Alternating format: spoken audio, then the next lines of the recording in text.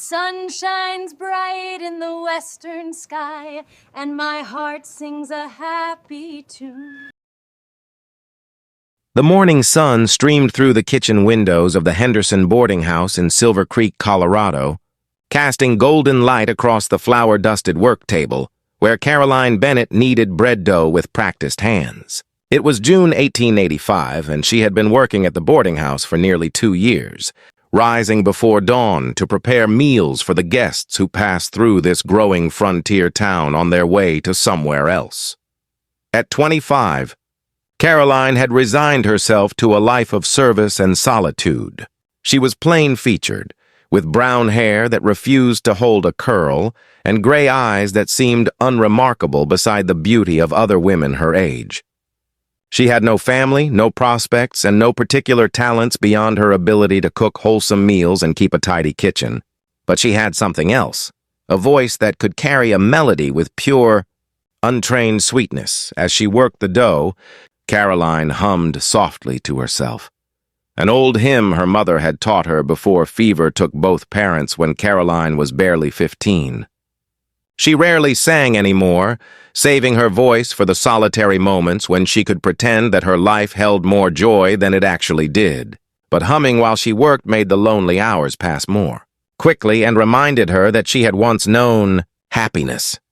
She was so absorbed in her task and her melody that she didn't hear the approaching footsteps or notice the figure that had stopped in the doorway, silhouetted against the bright, morning light streaming in from the yard beyond.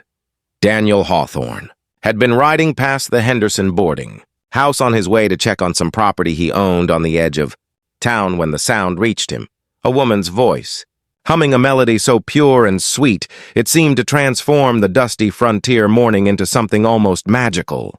He had pulled his horse to a stop without conscious thought, drawn by a sound that spoke of home and comfort and all the things his wealthy but emotionally empty life seemed to lack. At 32, Daniel was one of the most prosperous men in Colorado Territory. He owned the largest cattle ranch in 3 counties, held shares in silver mines and railroad ventures, and had investments that stretched from Denver to San Francisco. Women of suitable social standing threw themselves at him regularly, seeing not a man but a meal ticket to comfortable living and social prominence. But in all his years of wealth and success, Daniel had never heard anything as beautiful as the humming that drifted from this modest kitchen, sung by a woman who clearly had no idea anyone was listening. He dismounted quietly, tying his horse to the hitching post, and approached the open kitchen door on silent feet. The scene that greeted him was like something from a painting. A young woman in a simple cotton dress, her hair pulled back in a practical bun, her flour-dusted hands working bread dough with rhythmic precision while she hummed with unconscious joy. There was something about her complete absorption in her task, the way she seemed to find contentment in the simple act of creation that struck Daniel with unexpected force. This was what was missing from his life, not grand passions or social triumphs, but this quiet peace, this ability to find joy in ordinary moments. Caroline's humming swelled to an actual song, her voice soft but clear as she sang words about finding grace in simple blessings. Daniel found himself holding his breath, afraid that any sound might break the spell and silence this unexpected gift. But his horse had other ideas.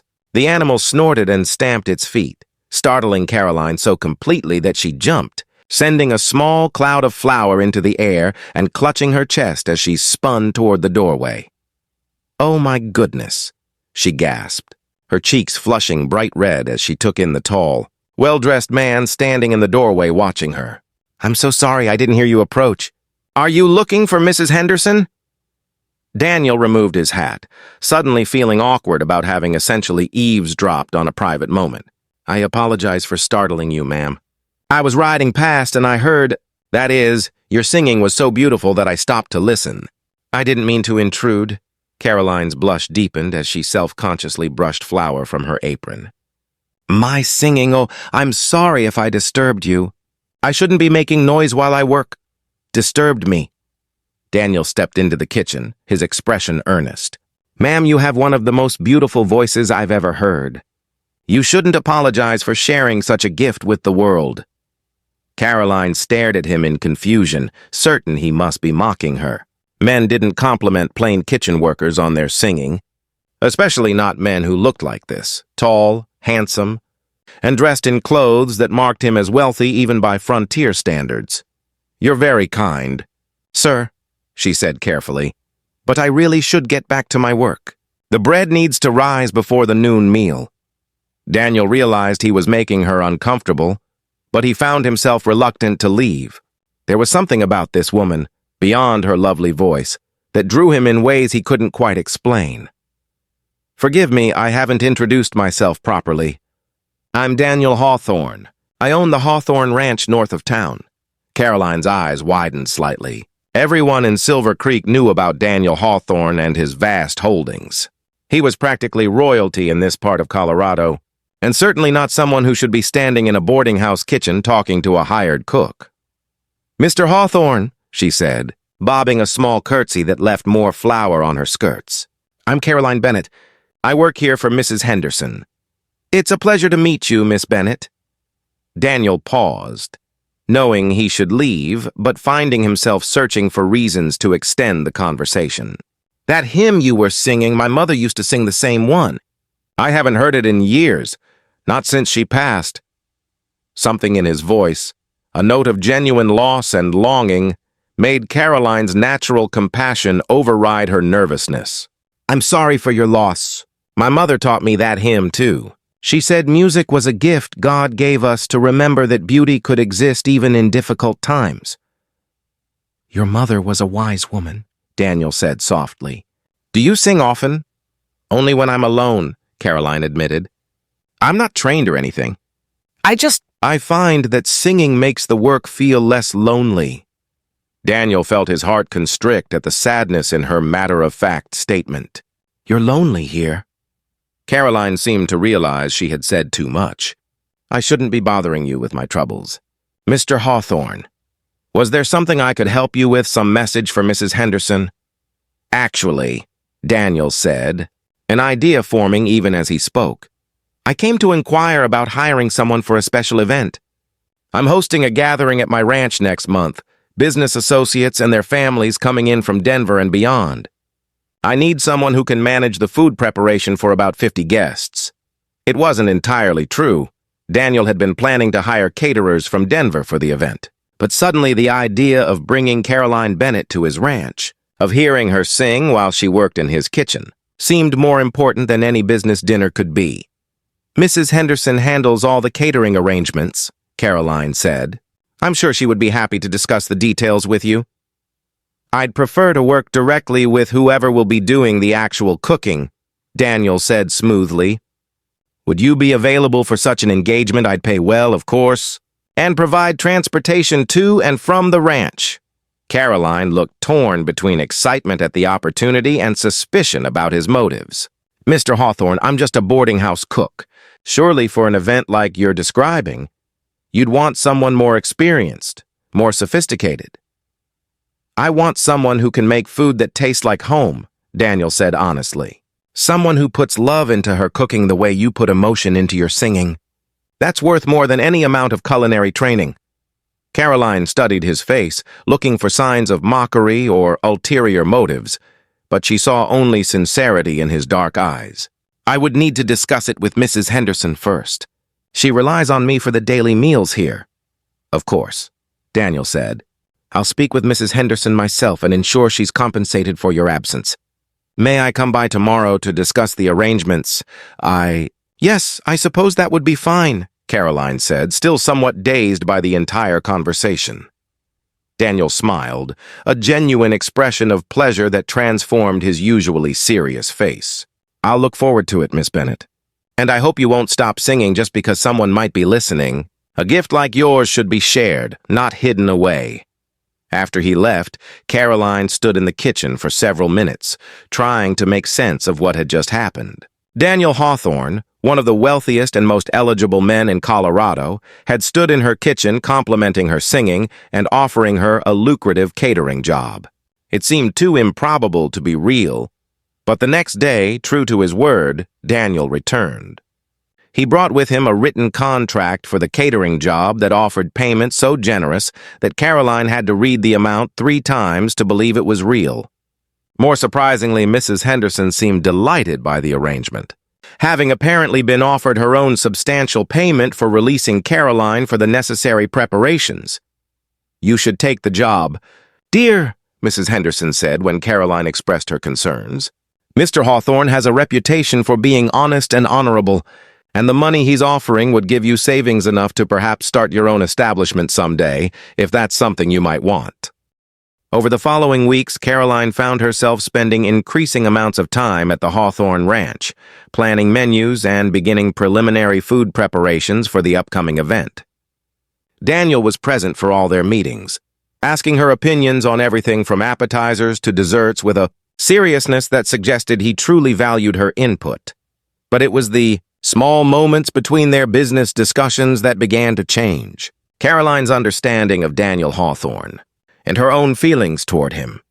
The way he would ask about her day with genuine interest. The books he would lend her from his extensive library, carefully chosen to match interests she had mentioned in passing. The music sheets he presented to her one afternoon, explaining that he'd heard her humming a particular melody and thought she might enjoy having the written arrangement. "How did you know I could read music?" Caroline asked in surprise as she examined the beautiful sheets. "You sang the hymn note perfect from memory," Daniel said. "That suggested either perfect pitch or formal training. I took a chance that it might be both." Caroline felt tears prick her eyes at this evidence that he had been paying such careful attention to her. "My mother taught me. She had been trained as a music teacher before she married my father." "Tell me about her," Daniel said gently, settling into a chair across from where Caroline was working on sample appetizers. And so Caroline found herself sharing stories she hadn't told anyone in years about her childhood, her parents' loving relationship, the fever that had taken them both, and the lonely years that had followed.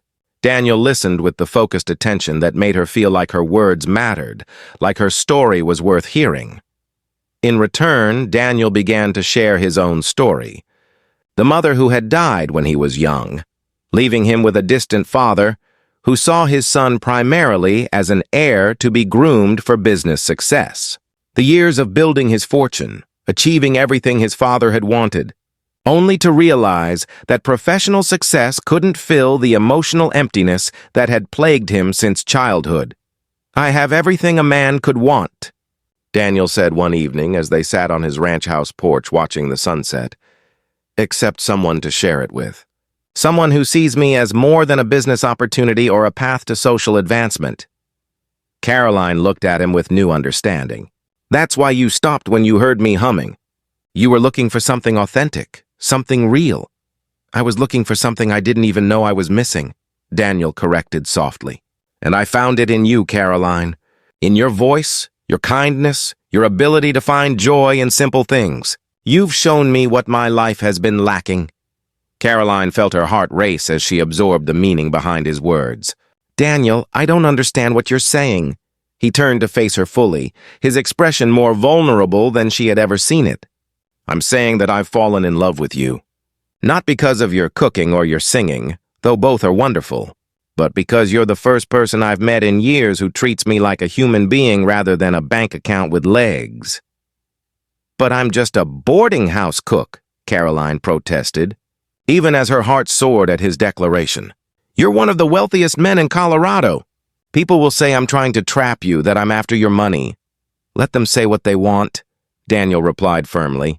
"I know the truth, that you tried to discourage my interest, that you've never asked me for anything, that you'd be perfectly content to continue working at the boarding house even knowing I care for you." He took her hands gently in his, looking into her eyes with complete sincerity. "Caroline Bennett, would you do me the honor of becoming my wife? Not because I need a hostess for my business gatherings, though you'd be wonderful at that, but because I need you, your kindness, your joy, your ability to find beauty in ordinary moments, because you make me want to be more than just a successful rancher. You make me want to be a good man."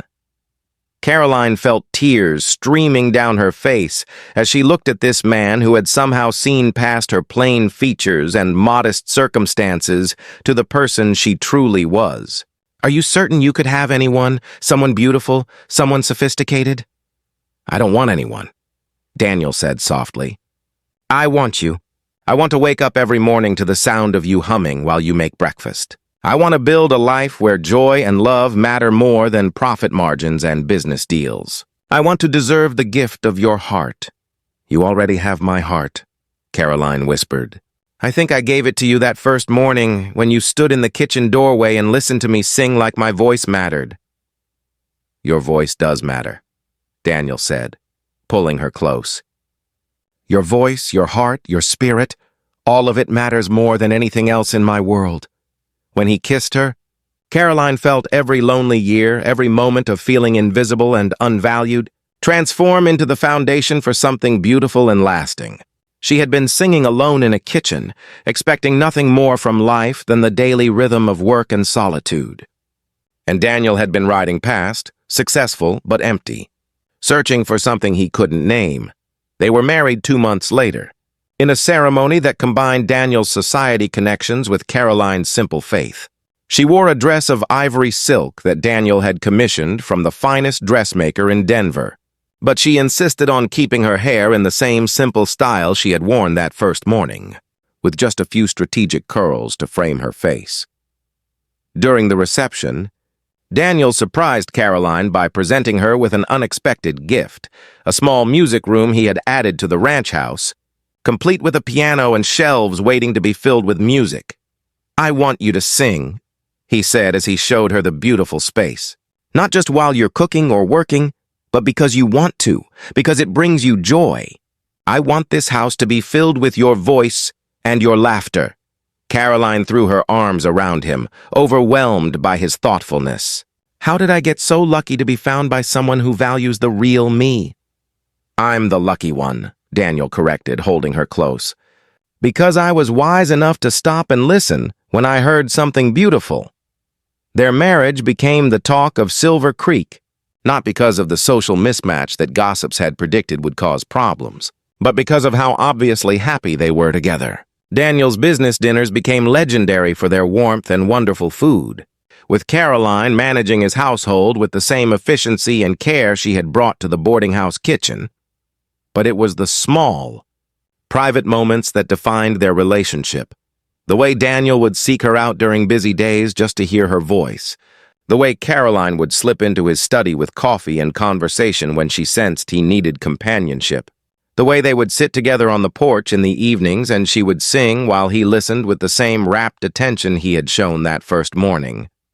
Years later, when their children asked how their parents had met, Caroline would tell them about the morning she had been cooking alone in the kitchen, never imagining that someone might be listening.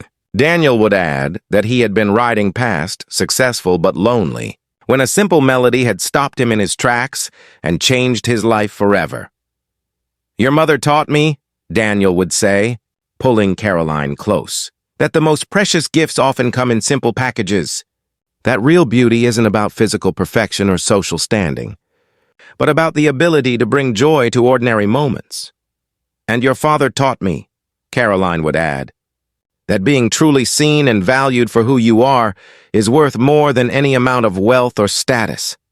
That love isn't about being rescued or elevated, but about finding someone who appreciates you exactly as you are." Their story became a reminder to everyone who heard it that sometimes the most profound love stories began with someone being brave enough to stop and listen, and someone else being willing to share their gift even when they thought no one was watching.